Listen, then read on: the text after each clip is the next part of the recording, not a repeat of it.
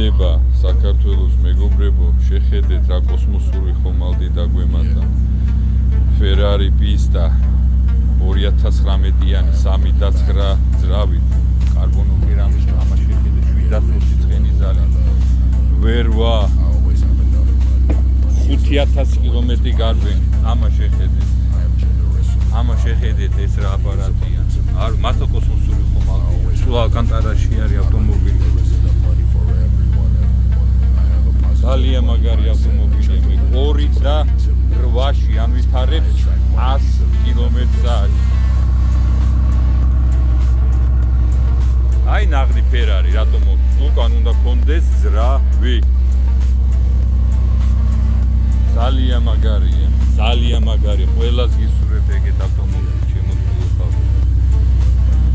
მე თვითონ მოგდან ქალაქი რუსთავი ავტოდრომის ტერიტორია გელი